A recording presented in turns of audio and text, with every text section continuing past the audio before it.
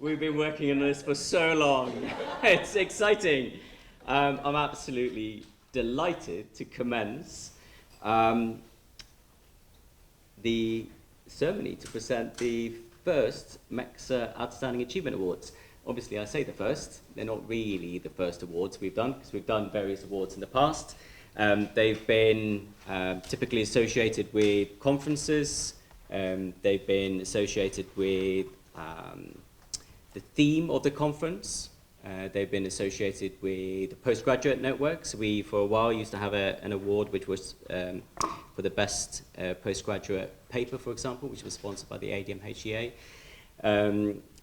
But what we really want to do with these new awards is to expand our recognition beyond the conference, to really celebrate the outstanding work of our members across a range of outputs.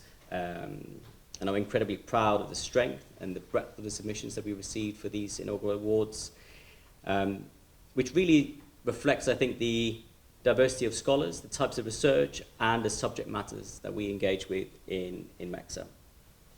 And I think given the sometimes hostile environment that we operate in, that we've just been talking about during the AGM now, it is really, really important to be drawing attention to and celebrating the outstanding work in our fields. So the MeCCSA Annual Awards are presented for work published or made public in the preceding year. Okay? Nominees have to be members of MeCCSA, apart from the postgraduate students, where either nominator or nominee must be a member. So the awards were judged by a different panel for each category, comprising of members of the MeCCSA Executive Committee. Thank you again for taking the time to read all of the outputs and provide your comments. I know that is lots of extra work for you. So just as a reminder, the awards that we will be presenting today are Monograph of the Year, Journal Article of the Year, Edited Collection of the Year, Doctoral Research of the Year, and Practice Research of the Year. I'm now going to invite the members of the judging panels, or one member of the judging panel, to present the shortlist and to announce the winners in each of the categories. We are aware that not everyone shortlisted were able to attend the conference this year, so where the recipient of an award is not here, we would like to invite somebody from their institution to collect the prize on their behalf. And obviously pass the trophy on. Don't keep it, all right? So, to present the monograph of the year, Liz Paul. Well, this is a bit exciting, isn't it? When I became an academic, I never thought I'd be presenting an award. So maybe I should have scrubbed up a bit, but anyway. It peps up the AGM for you anyway, doesn't it?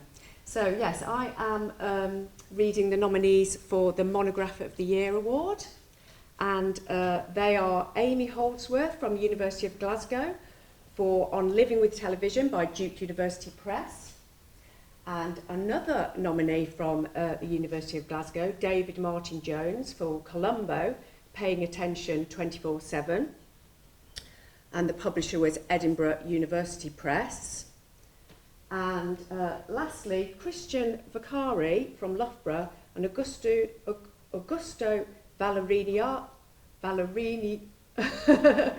Riani, got there in the end, from Bologna University for Outside the Bubble, Social Media and Political Participation in Western Democracies. That's Oxford University Press. So, here's the magic envelope. And it's sealed. Almost like the Oscars, right? Except we know. Okay. Drum roll, please. And the winner is Amy Holdsworth.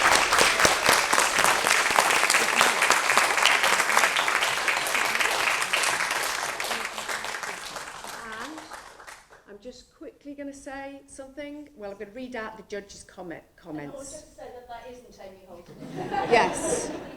Yes, Amy Holdsworth is not here, unfortunately. I'll have to make sure. Okay, so judges' comments then. So Holdsworth provides a rich auto-ethnographic account of the role of television in everyday life. The book builds on existing literature in television studies, domestic consumption and feminist theory through the application of queer theory and disability studies. Its originality is its focus on issues of care and disability in a domestic setting and how television contributes to shared family routines. The narrative is engaging and even moving as Holdsworth discusses her personal experiences of caring for her disabled sister and her niece and nephew. Its contribution to the field is significant in going beyond existing scholarship to place care at the centre of her analysis of media and cultural practices. A sense of voice is a major asset of this book, but it is combined with critical and textual analysis, which provides for a both deeply thoughtful and engaging reading experience. And obviously I have read this book and it is really moving and also very theoretical, so it's definitely worth a read. And I'm not a television studies expert, so it's for everybody. So yes, are you going to? Gillian's going to collect the prize. Nice trophy. I know Amy will be thrilled with this. Thank you. And certificate. And there are certificates here for the other nominees. So, would you like to take David's as well? Thank you very much. Okay. Just got one of you. And I actually didn't use the microphone then. I hope you could hear me. Thank you. Okay. To announce the shortlist and present the award for Journal Article of the Year, Caroline Ross. Right, it's lovely to be here and present an award. So I'm here to present the shortlist and the winner for MeCCSA Journal Article of the Year. We have two nominations, Anastasia Cavada of Westminster and Thomas Powell of Amsterdam, with their article which is called From Counterpublics to Contentious Publicness, Tracing the Temporal, Spatial and Material Articulations of Popular Protest through Social Media, and that was published in Communication Theory last year. And our second nomination is Claudia Melado et al. There are 14 authors attached to this article, and forgive me if I don't read them all, of Valparaiso. And their article is called Sourcing Pandemic News, a cross-national computational analysis of mainstream media coverage of COVID-19 on Facebook, Twitter and Instagram. And that was published last year in Digital Journalism. And the winner is... Oh, it's because it's 14. The tension. Yeah, come on, drum roll. The winner is Melado et al.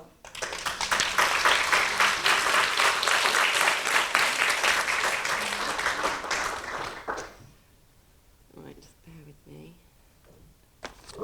Okay, I'll do the same and I'll read the judges' comments so you can see what everybody thought. The article is a large-scale project based on the analysis of 940,000 online posts on COVID-19 across 7 countries. I think that's hence the 14 authors. The study offers much in terms of originality, specifically in terms of its methodological approach, examining how sourcing works on social media across 7 countries. It is a strong contribution to rethinking the source-journalist relationship in different national contexts, and more particularly at a time of worldwide health crises. The article provides valuable findings about the coverage of COVID internationally. So congratulations.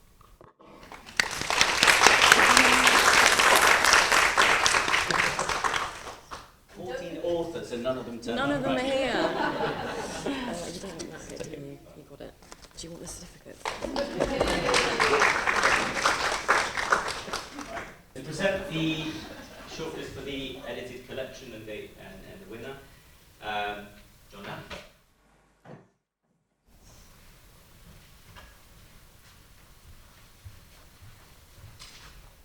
Well, thanks, Anna. Hi, everyone. So we had 2 on the shortlist for the edited collection this year. Imagining We in the Age of I, that was edited by Mary Harrod, Suzanne Leonard and Diane Negra. And also very interesting edited collection. This is by Peter Verdegem from Westminster on artificial intelligence and consequences for society. Moving rapidly on to the winner. The winner of the award is the Imagining We in the Age of I. And I'd like to read you the judges' comments. This is a groundbreaking edited collection on the meaning of romance, intimacy and social bonding in pre- and post-COVID culture and society, increasingly dominated by ideas of individualism and individual self-fulfillment. The editors argue that intimacy is being transformed not just by ubiquitous technology, but by broader economic, social and ideological forces. Drawing upon an eclectic range of social theory, each chapter situates close readings of popular cultural texts into a wider sociological context. It is a truly cosmopolitan collection with a number of contributions looking beyond Anglo-American media in the West. The editors successfully bring all of the chapters together as a coherent whole, thereby making an important and original contribution to understanding the contemporary transformation of intimacy, and it is an absolutely outstanding collection of essays. I'd like to congratulate the editors. Do we have one of the editors with us to accept the prize, the award? No? Then we will send it to them. Yeah. Round of applause anyway.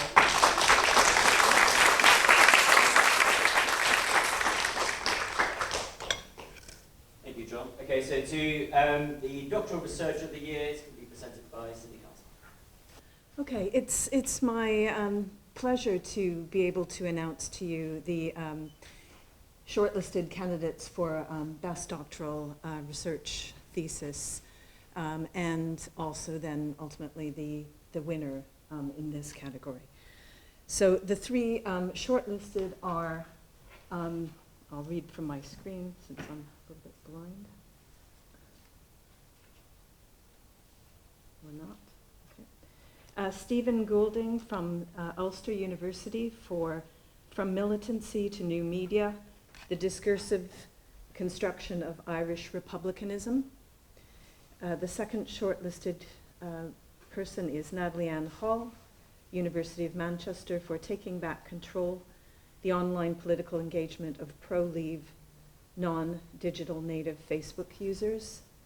And the final shortlistee is Laura Mora from Keele University for examining the self-representation of hijab fashion bloggers as a post-feminist phenomenon, discourses of empowerment, and their limitations. Can everyone hear me? I'm loud enough, I hope. And the winner is Laura Mora.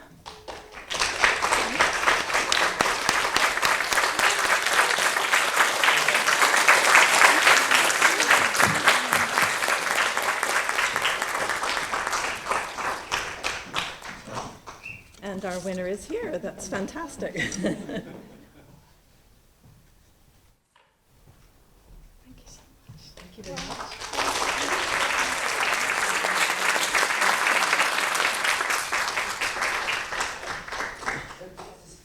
Yeah, sorry. Oh, yeah. Laura. Okay. Thanks. Thank you so much, Vicky.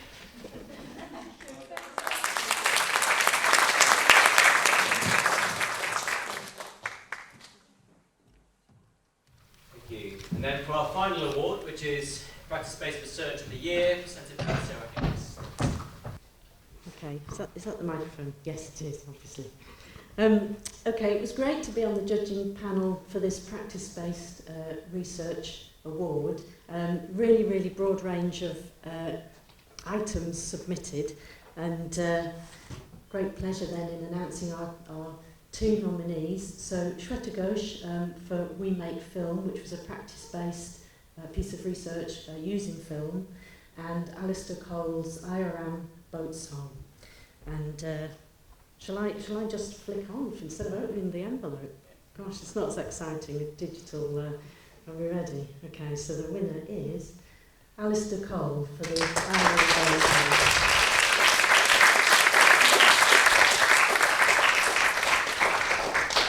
And just to read the judges' comments, this film offers a seamless articulation of past and present through sound, minority language and the island's way of life, and in the process avoids the pitfalls of nostalgia often associated with documentaries which make use of archival material.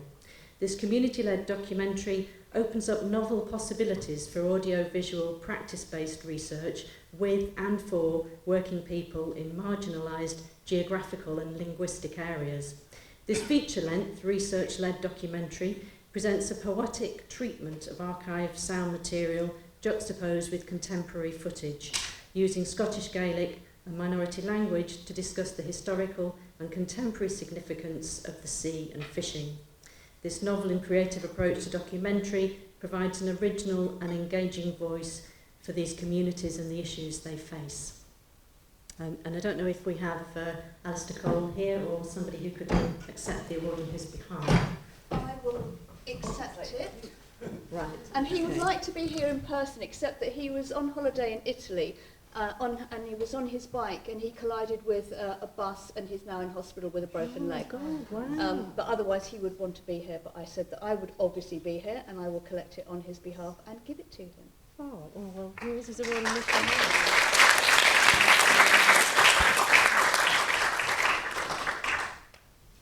Why vehicles should be banned.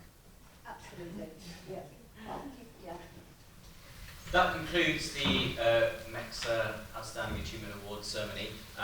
Thank you to everyone who nominated. I appreciate that. That also takes a lot of time and effort to write the rationales and so forth.